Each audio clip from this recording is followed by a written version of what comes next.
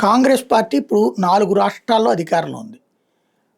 Highest బాగా income ఉన్నటువంటి కర్ణాటక, రెండవ ఇన్‌కమ్ ఉన్నటువంటి తెలంగాణ, పెద్దగా ఇన్‌కమ్ లేనటువంటి హిమాచల్ ప్రదేశు, కాస్త పర్లేదనిపించేటటువంటి కేరళ.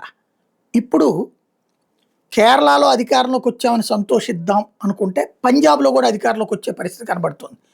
సంకీర్ణంగా సింగిల్‌గా రాలేకపోయినా, ఇప్పుడు తాజా లెక్కల ప్రకారం చూసుకుంటే స్థానిక సంస్థల ఎన్నికల్లో ఆమ్ ఆద్మీ పార్టీని పక్కన పెట్టి అక్కడ కాంగ్రెస్ పార్టీ ముందుకొచ్చింది. తర్వాతన భారతీయ జనతా పార్టీ అకాలీదళని పక్కన పెట్టి థర్డ్ ప్లేస్‌కొచ్చింది. అకాలీదళ్ ఫోర్త్ ప్లేస్‌కి పడిపోయింది. కాబట్టి రేపు పొద్దున భవిష్యత్తులో అకాలీదళ్, కాంగ్రెస్ కలిపి పొత్తు పెట్టుకున్నా ఆశ్చర్యపోనక్కర్లేదు. ఎట్లయితే ఇప్పుడు విజయ్‌ని ఐఎన్‌డీఏలోకి తీసుకున్నట్టు అకాలీదళ్ రేపు పొద్దున ఐఎన్‌డీఏలోకి తీసుకున్నా ఆశ్చర్యపోనక్కర్లేదు. ఆ విధంగా కథ నడపడానికి సిద్ధపడుతుంది. అది గొప్పదే. అది ఒక కొత్త ప్రయోజనం. అది వచ్చే ఏడాది జరిగే ఎన్నికలు. అయితే ఈలోపు ఎదురవుతున్న సమస్య ఏంటంటే, కర్ణాటక ఈ దఫా ఓడతదా, గెలుస్తదా అంటే 90% గెలుపు తక్కువగానే ఉంది. ఇప్పుడు 3 ఏళ్ళు అయిపోయినాయి.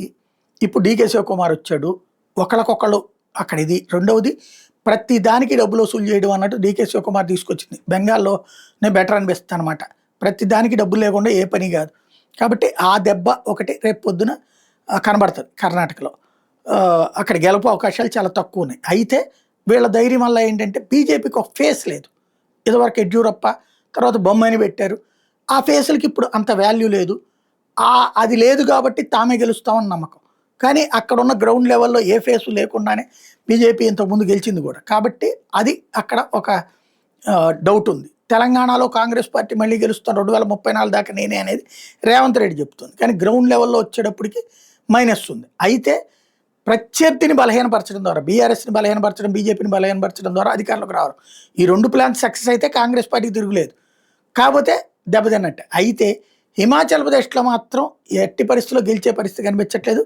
హిమాచల్ ప్రదేశ్ స్థానిక సంస్థల ఎన్నికలు చూసిన తర్వాత, వచ్చే ఏడాది జరగబోయే హిమాచల్ ప్రదేశ్ ఎన్నికల తర్వాతన ఈ 3 పోయినాయి అంటే గనక కాంగ్రెస్ పని సున్నా అయిపోతుంది.